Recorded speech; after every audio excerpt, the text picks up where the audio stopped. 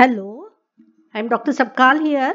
Our plan is to discuss about the prostaglandins, especially PGE2. Natural prostaglandins are the autocrine hormones, means they act as local hormones, metabolized in the liver and the lungs. Prostaglandins are derivatives of prostanoic acid. They are 20-carbon carboxylic acid. They are normally present in the endometrium and menstrual fluid. During pregnancy, they are seen in decidua, chorion, and amniotic membranes. Prostaglandins are required in female for the transport of the spermatozoa and fertilization. In the ovary, it causes luteolysis and maintains the normal menstrual blood flow. Normal uterine contractions are maintained with the prostaglandins in labor. Prostaglandin, they prevent the PPH and they help for the establishment of lactation also. At birth, prostaglandins are required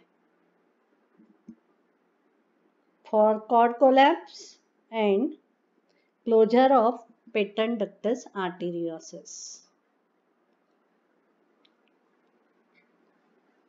Prostaglandins are one of the components of eicosanoids.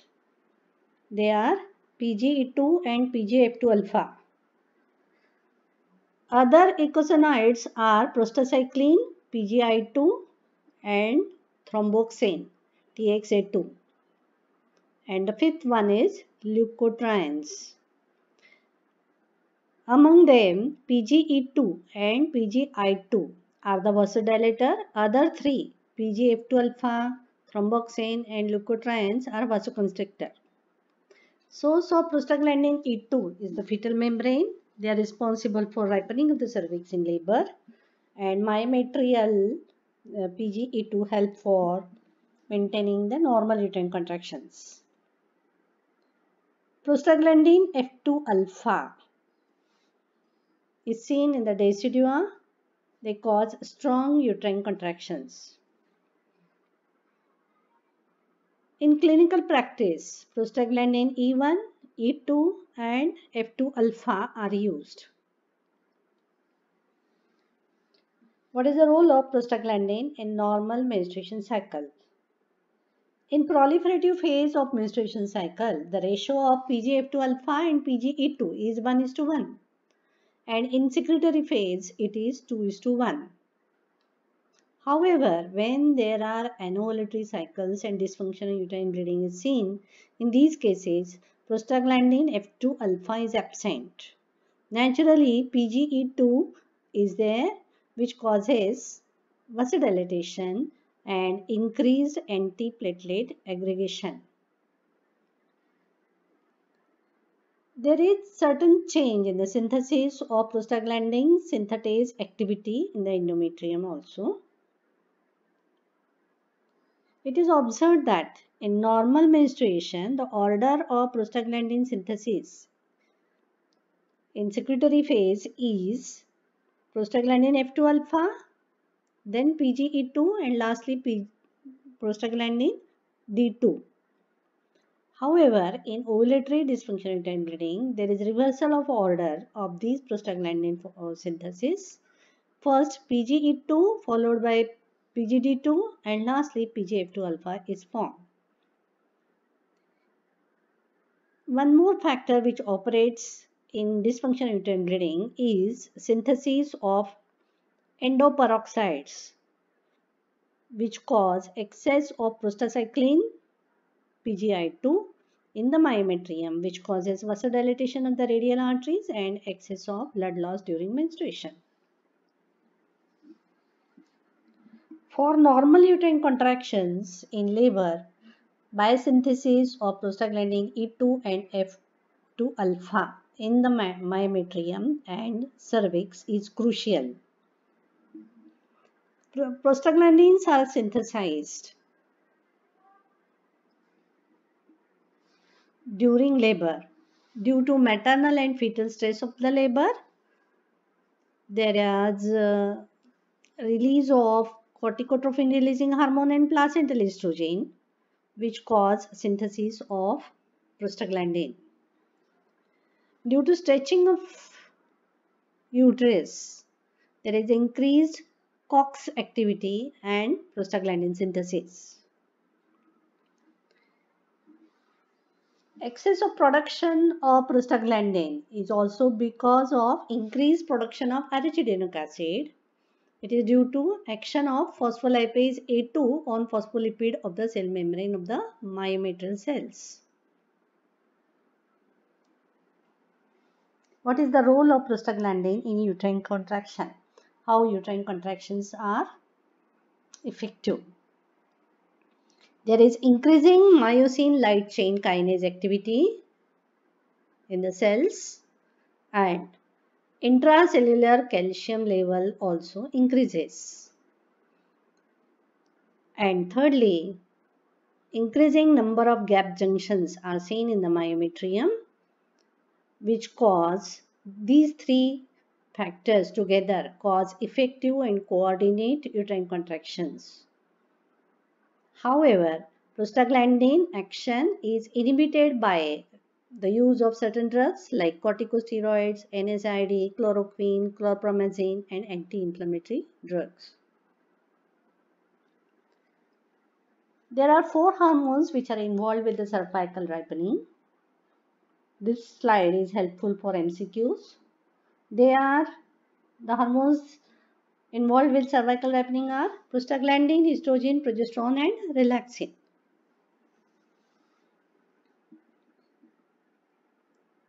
Prostaglandins E2, PGE2, is effective on the cervix in early stage of the labor.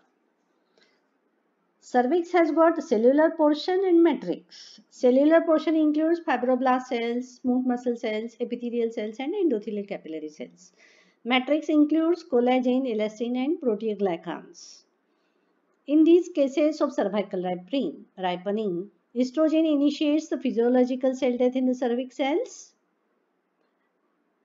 which cause infiltration of macrophages and neutrophils,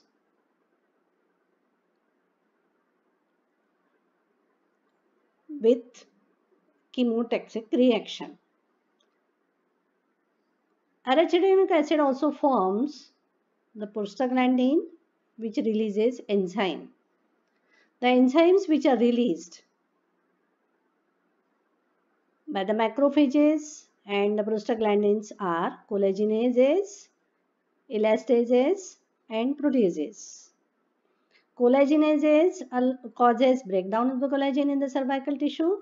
Elastases cause distension of the elastin fibers in the cervix, and proteases along with prostaglandin F2 alpha increases the glycosaminoglycan activity in the cervix, thus cause ripening of the cervix. Cervical softening is due to prostaglandins, as they release the enzymes like proteases and collagenase, which we have discussed. Prostaglandin E2 also causes increased capillary permeability and platelet anti-aggregator. Vasodilator effect causes chemotaxis of WBC and release of proteoglycans. These enzymes are responsible for the softening of the cervix.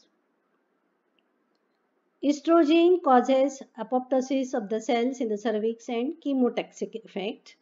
Relaxin is helpful for softening of the cervix. Exact role is not known. And fibroblasts, they secrete hyaluronic acid, which absorbs the moisture, and thus there is softening of the cervix. Let us learn details of the Dinoprost PGE2.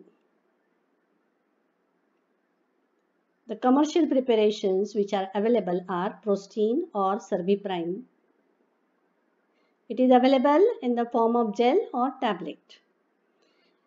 PGE2 or Dinoprost is the gold standard or drug of choice for cervical ripening and induction of labor. The PGE2 gel, half ml contains 0.5 milligram of the prostaglandin. It may be given through endocervical route with a special inserter, and it is effective in 40% of the cases within 6 hours. Prostaglandin E2 gel is also available for vaginal application. It is available in the 1 milligram in 1 ml.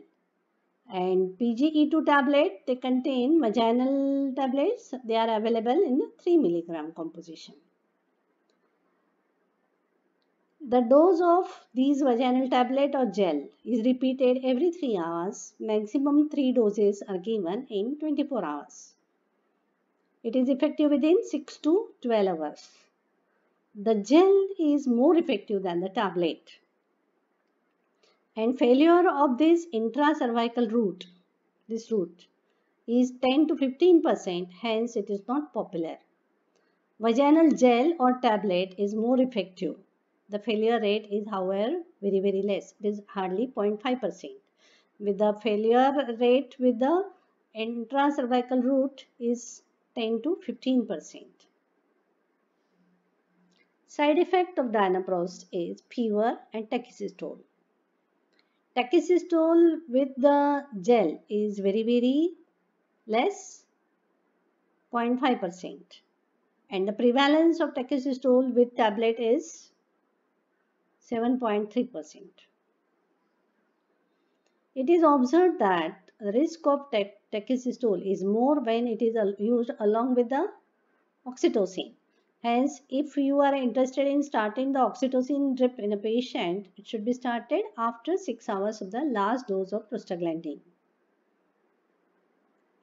Third preparation which is available is Dianoprostone PGE2 Pro Press Vaginal Pessary. It is a 10 mg single dose insert.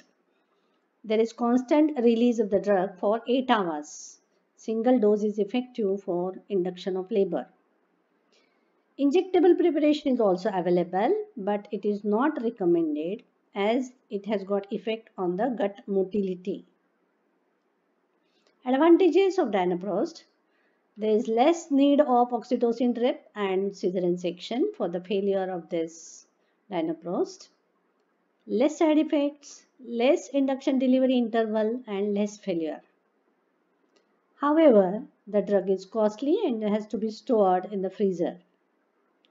The side effects are mainly two. They are tachycystole and fever.